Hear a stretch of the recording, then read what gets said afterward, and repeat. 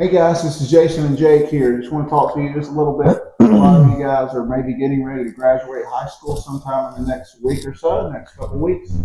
Looking ahead to summer break and thinking about what maybe you're finishing up your junior year and you're getting ready to be a senior next year. And you want to think about where you want to go to college, what you want to do for a living. Do you want to enter the workforce, things like that. So Jake has just finished his junior year in nursing school. Tucker, my younger son, has just finished his freshman year. He wants to be an occupational therapy assistant.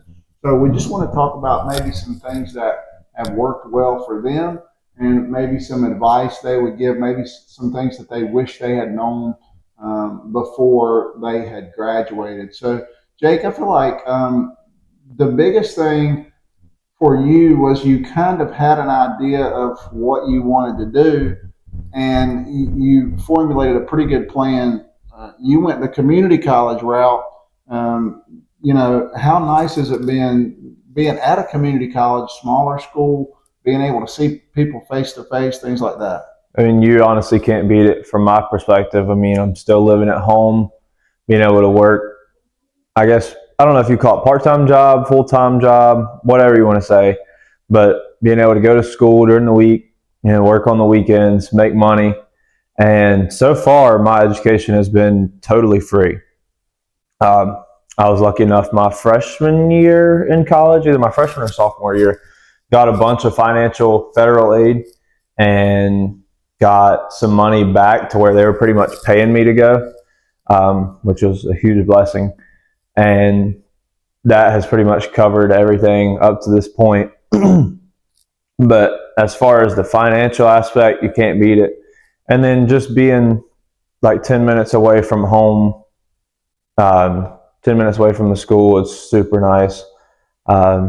Just being able to go there, get your work done. And then if you got people in class that are studying or hanging out after class, whatever, going to eat lunch, you're still like 10, 15 minutes away from the house. So it's just super convenient being right there at pretty much the proximity has been a great thing as well. So, one thing that I felt like was ultra important.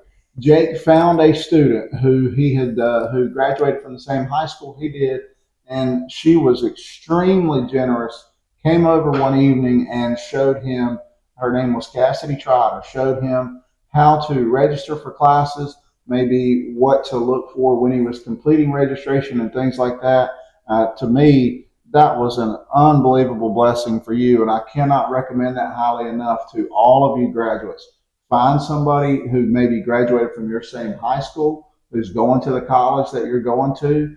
Talk to them. They can give you a whole lot of insider tips about, maybe what instructor you want to have, maybe what instructor you want to stay away from. How important was that for you, what Cassidy did for you, just showing you kind of the ins and outs of scheduling? That's monstrous. I mean, like you said, kind of giving you a suggestion on what professor, I mean, that makes a huge difference, especially in the lower level, like English, math, stuff like that, where it's not like my nursing classes now, you have one instructor, you don't have a choice. But at the beginning, you have math and English, whatever, and you get that suggestion from somebody you know to, hey, do this professor. Or for me, I don't like doing all spread out days like Monday through Friday. Like going ahead and just, if I can, schedule them on the same day. Then you're only going Tuesday, Thursday, or you're only going Monday, Wednesday, or whatever the case may be. It's a big thing for me.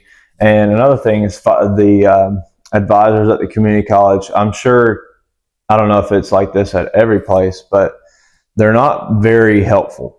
Like, I know they're supposed to be, and some of them are helpful, but as far as like getting you signed up for classes, getting you like on your track, I haven't had the best luck with that. So having somebody to help get you started, get your foot in the door is big time. And I think an unfortunate thing is, and this is true in every industry, there's just been a tremendous amount of turnover in a lot of Oh jobs, yeah. especially I don't want to say a lower level job, but it's a job that you might get a lot of turnover. So it's not necessarily that some of the advisors don't want to be helpful. It's just maybe that they have not been in that role for a long enough time to where they can really get in there and give you the real tips that can help you be successful. Another thing, I cannot emphasize this enough. If you have a student who's maybe a rising senior, or if you're getting ready to graduate and you don't really have a pretty good idea of what you want to do, I'm going to say this from a dad's perspective who pays the bills. Don't just go to college just to go to college, throw something against the wall and hope it sticks. There's nothing wrong with taking a little bit of time off, maybe finding some kind of interest, something that you might want to do. Take a little. I would not recommend, man. I know so many people who go to a 4-year university, spend $20,000 a year. If you go to a private school, you might spend $50,000 a year and have absolutely no idea what they want to do for a living. Mm-hmm. To me, again, and if you're a parent, you feel the same way. That is insane. Do not go to college if you don't have an end game in mind.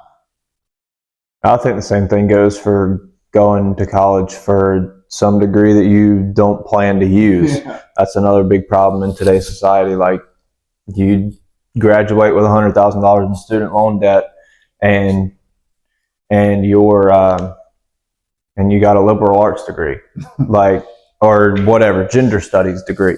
Like, you just spent $100,000, and what's your return going to be on that? Right. What are you going to do with that? And that's not to knock. There are plenty of degrees that kind of fall into that same category. So just, my biggest advice as a parent, if your graduating senior doesn't really know what they want to do or what he or she wants to do, relax. Now, I'm not saying tell them they can go sit in the basement and play PlayStation all day or all night. I'm not saying that. Find something, find some kind of purpose, and it may very well be there are plenty of good paying jobs, good paying careers that don't require a 4-year degree. Mm-hmm. And I think America has finally realized that, and so people aren't necessarily, high school teachers aren't necessarily pushing people. You have to go to college, have to go to college, have to go to college. If you To me, you're a whole lot better off going ahead and entering the workforce than you are throwing $100,000 away and being 3 years later and you got a 1.5 GPA and you have absolutely no idea. You're no closer to a major than you were 3 years ago. So for you, you've had your eyes on the prize, and something that I also want to emphasize: save your money, guys. A lot of, and I'm going to sound like an old man here, but I am an old man, so I don't mind that. Guys, don't blow your money. I know the trendy thing is to go to Starbucks every day and get that $5 cup of coffee, get that $7 cup of coffee. Go get expensive things, trendy things. You don't have to do that. I'll even up you up, or one up you on that. Invest. If you're 17, 18 years old, if you're 18 or under 18, you can't have these accounts. But once you turn 18, you can open a brokerage account, open a IRA, whatever. Go ahead. The earlier you start, the better you are, because compound interest will just keep on building. And I mean, it beats the heck out of anything else. And for you, I think you having your money in some of those accounts, you're not nearly as tempted to spend it. If you've got it on your bank card, you've got cash in your pocket, and you ride by the store, you might want to pick something up, or you might want to ride by, you might want to jump on Amazon and order something that you'd like to have. Whereas if it's in an investment account, it's kind of like, it's a little bit harder to dip into. Mm-hmm. So when you're investing, you can kind of play offense by playing defense a little bit. Yeah. Like you said, it's a lot harder because then you got to go. I personally use Vanguard. You have to go into Vanguard, choose whatever stock you're going to sell, how much of it you want to sell, and then it goes into your settlement account. Then you got to transfer it over to your either checking or savings, whichever bank account you have linked to it. And that process takes 5 days. So, I mean, you're looking, depending on how much it is, that's a lot harder to get your hands on that money if it is tied into that account. All right, guys, if you're graduating, congratulations. You have Hopefully you enjoyed your time in school. It is the best time of your life. Hopefully you took advantage of that. We want to wish you well moving forward. Parents, encourage your children, but hold them accountable.